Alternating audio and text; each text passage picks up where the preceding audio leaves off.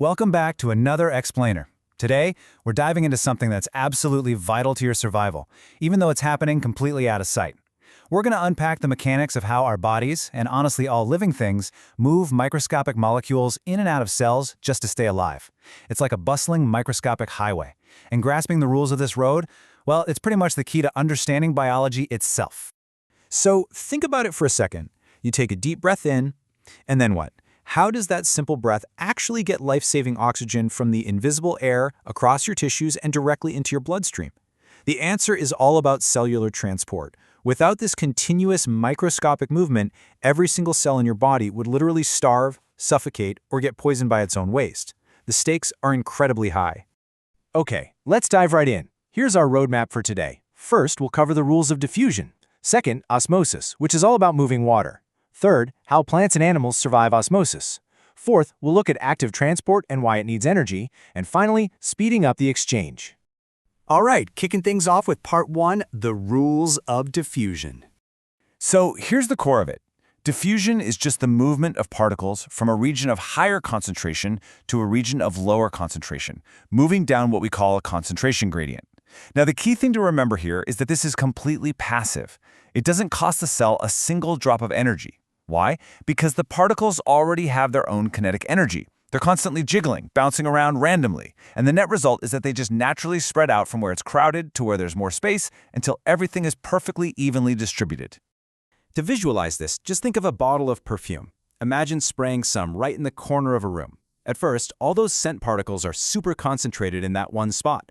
But thanks to their kinetic energy, they bounce off each other, they bounce off the air molecules, and they start spreading outwards. Give it a minute, and someone on the complete opposite side of the room is going to smell it. The particles diffuse through the air until they were evenly spread out.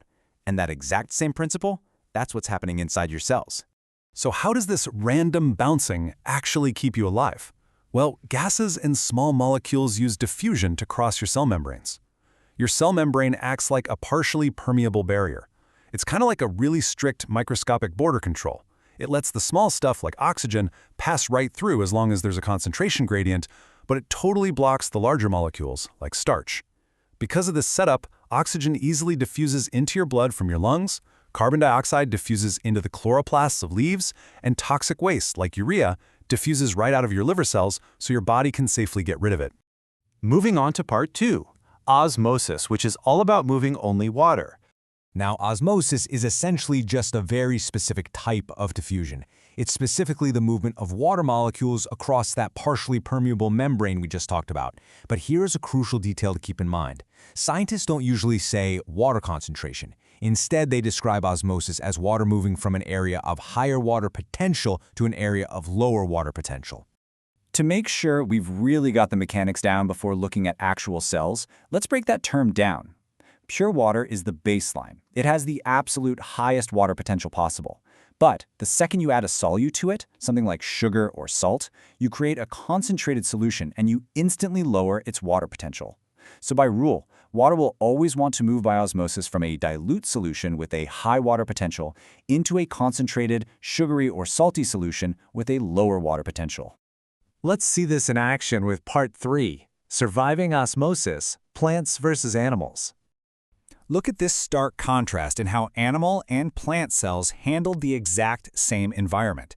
If you drop both of these into distilled water, which remember has a very high water potential, water is going to rush inside them by osmosis. Check out the animal cell on the left, a red blood cell. It fills up and literally bursts because it just can't handle the pressure.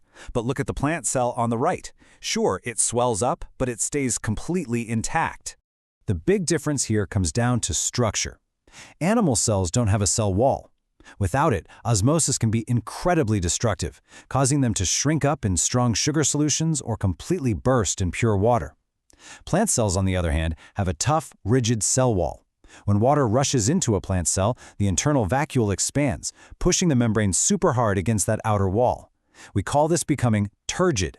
And it's actually an amazing structural triumph, because millions of these tightly packed, turgid cells are exactly what gives a plant its support and stops it from wilting. All right, let's take a quick breath and anchor ourselves. Everything we've covered so far, diffusion and osmosis, is passive transport.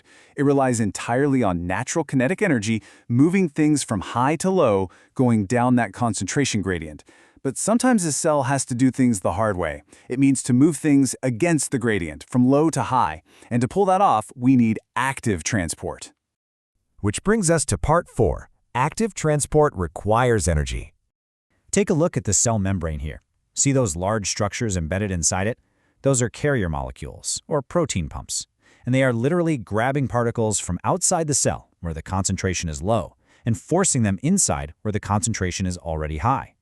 Because they are fighting physics, going against the natural flow, this requires real work. It requires energy, and that energy is supplied directly by cellular respiration. To visualize the actual mechanical work happening, you can break it down into 3 steps. Step 1. The carrier molecule in the membrane grabs hold of the specific particle it needs. Step 2. Cellular respiration provides the necessary burst of energy to power the pump. Step 3. The protein actually changes its shape and forcefully pushes the particle across the membrane, basically hoarding it inside the cell even though it's already super crowded in there. So why is this so critical? Well, if we only relied on passive diffusion, honestly, we'd starve. In your small intestine, active transport guarantees that every last drop of digested food is absorbed into your bloodstream, even when your blood already has a higher concentration of nutrients than your gut. It's the same for plants. They use active transport in their root hair cells to aggressively drag vital mineral ions out of the soil. It ensures they get the nutrients that passive diffusion would totally miss. And finally, part 5, speeding up the exchange. Let's pull this all together into the ultimate summary cheat sheet.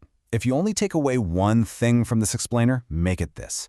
Diffusion moves particles from high to low, costing 0 energy. Osmosis is the exact same concept, but strictly for water moving from high to low water potential. Again, 0 energy. Active transport is the rebel of the group. It forces particles from low to high against the gradient, and it absolutely demands energy from respiration to make it happen. But here's the thing. Just having these processes isn't enough. They have to happen fast enough to keep you alive. The rate of diffusion depends on a few major factors. Turn up the temperature, and particles gain more kinetic energy, so they move faster. Create a steeper concentration gradient, and diffusion speeds up. And most importantly, the shorter the physical distance those molecules have to travel, the quicker the whole exchange happens. And this brings us to a pretty massive biological hurdle. The size problem. You see, as an organism gets larger, like you and me, its surface area to volume ratio drops dramatically. We have way too much internal volume compared to our skin's surface area. Because of this math, diffusion alone becomes incredibly inefficient. We are simply too bulky to just absorb enough oxygen through our skin to supply all our deep internal organs. To get around this surface area to volume problem, complex organisms had to evolve specialized exchange surfaces to essentially cheat the system. Your lungs have alveoli, your small intestine has villi, plants have root hair cells.